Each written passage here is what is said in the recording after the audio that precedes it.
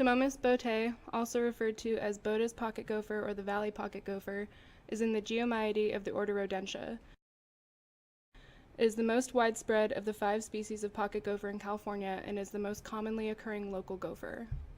Adults may be 11.5 to 30 centimeters long with tail lengths of 4 to 9.5 centimeters.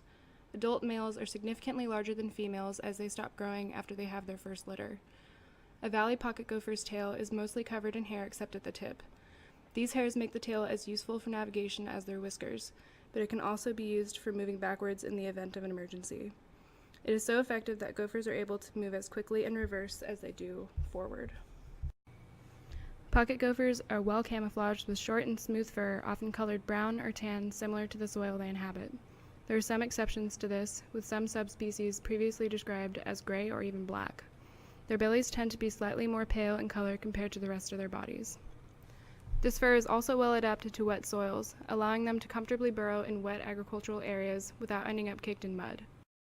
Long digging claws extend from their front 2 paws, and their front legs are exceptionally strong. They have small ears and eyes, but incredibly sensitive whiskers that they use while moving around in the dark. Pocket gopher's mouth is particularly well designed. Their lips have a top and bottom slit at the front that can close behind their 4 front teeth. This allows them to use their teeth for digging while minimizing the amount of dirt that actually ends up in their mouths. These 4 teeth are always growing since they're always in use.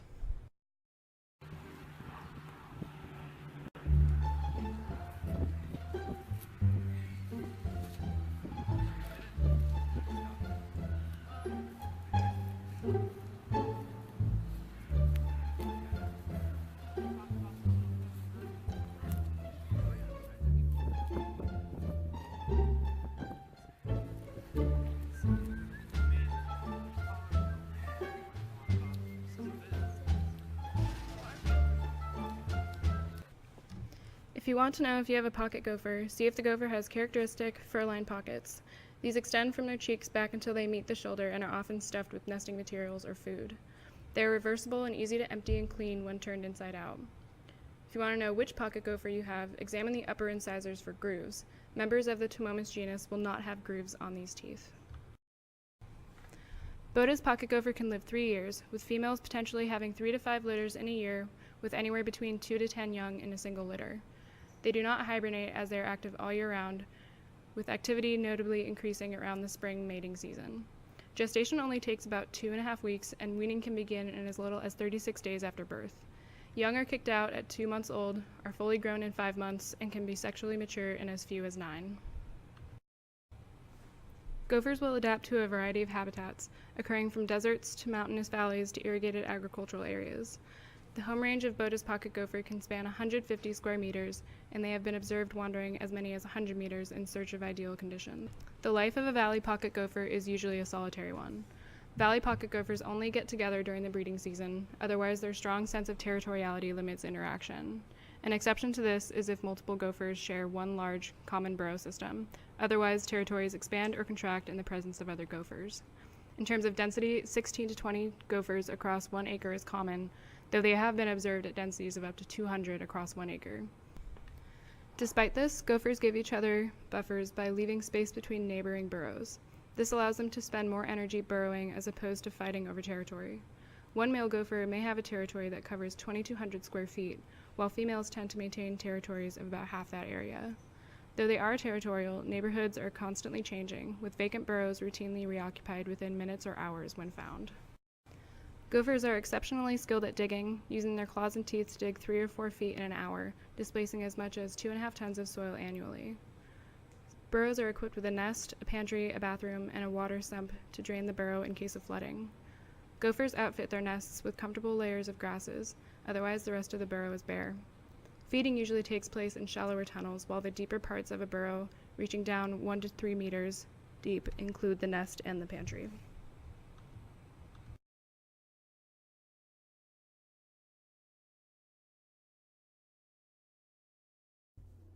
The signs that you have active gophers are lines of pushed up soil and areas that have visible surface mounds such as these. Distinguishing between molehills and gopher mounds can be difficult to the untrained eye. Characteristics of a gopher mound include fan-shaped dirt piles and a defined plug compared to a molehill that is just round with no plug. Use your judgment to decide which mounds are fresh, Moist and soft soils are good indications.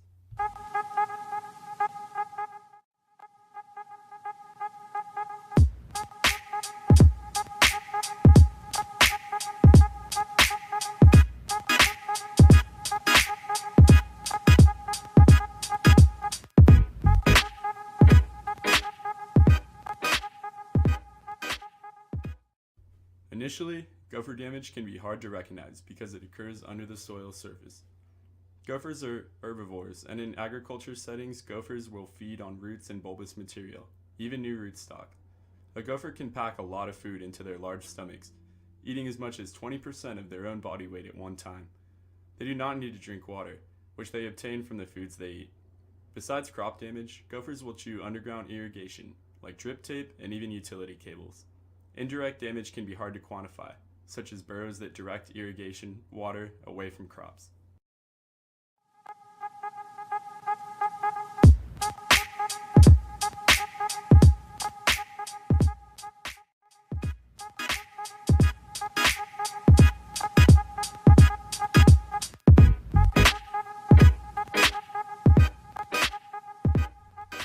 Here's footage of our team attempting to use a gallon of water to flood a gopher burrow, inspired by a YouTube video seen during lecture.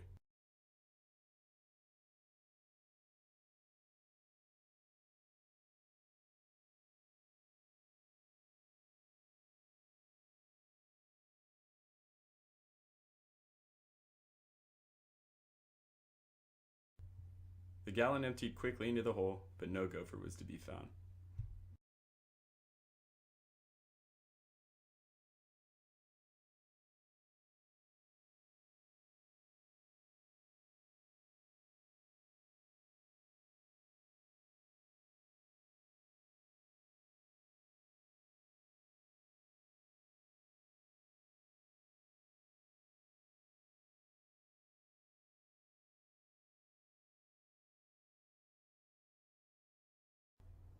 There are many different kinds of traps available for gophers. The preferred trap by experts in the field is the black box trap. Here's one available at Lowe's for about $15.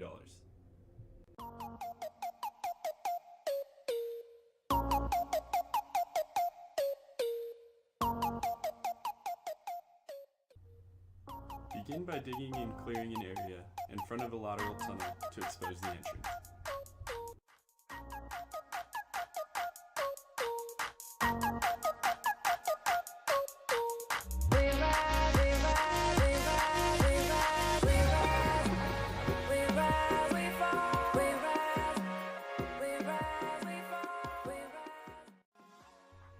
Here's a properly cleared entrance. Note the space available to place the trap and no obstructions blocking the tunnel.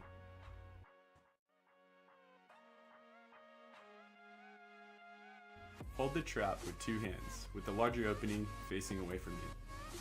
With your thumbs, push the raised bar all the way down until it makes contact with the box. Bring the hanging piece of metal at the front of the box over that bar. Now, while holding that piece, put the catch coming up through the black box over the end. The trap is now set and ready to be placed. Place the large opening of the trap flush to the entrance of the burrow. Fill in around the edges, making sure to leave the small hole at the end of the trap exposed. Be sure to stake down your trap so no predators can carry the kill away and the trap along with it. Lastly, flag your trap so passerbyers know that it is live.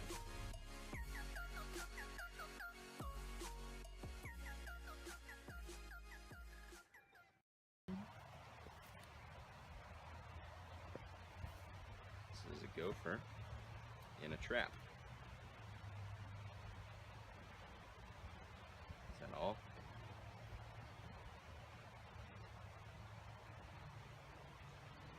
Do you wanna, oh,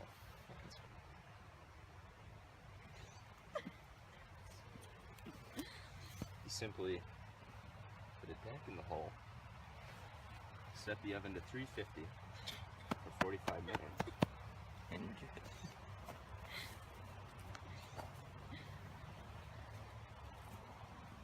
That it?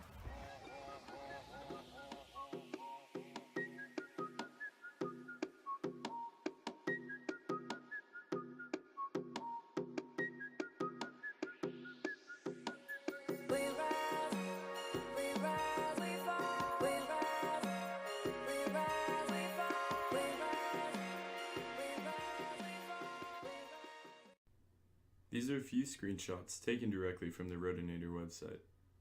The first is the R1 package. This comes to $2,500 when bought as a set.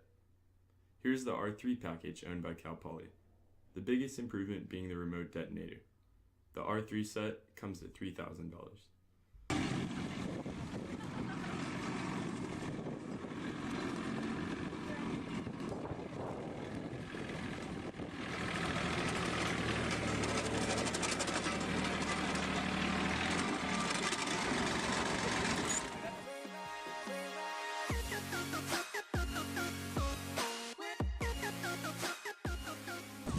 This is looking pretty active, and I'm going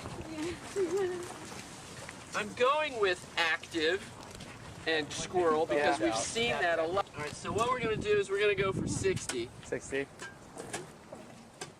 Cheer plugs in. Now, a lot of people think that this is supposed to create this fireball that kills all of the animals in the hole. And it's a nice visual when you think about this, like almost like Indiana Jones. Instead of a big rock, it's a fireball coming down the tunnel there. That's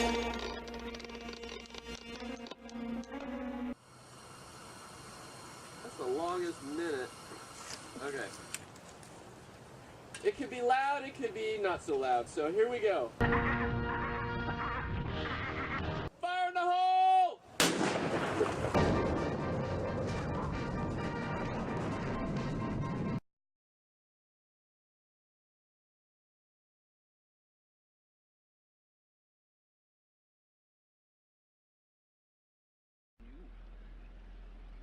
Better get rid of those gophers, or I'll be looking for a new greenskeeper. Is that clear? Oh, aye, sir. Very clear, sir. I'll put my best mud on it.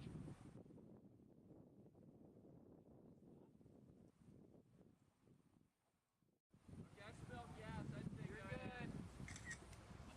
Fire in the hole.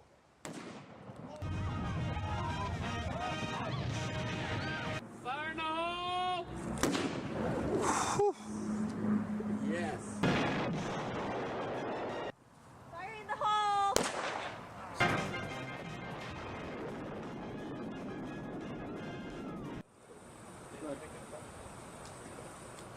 Fire in the hole!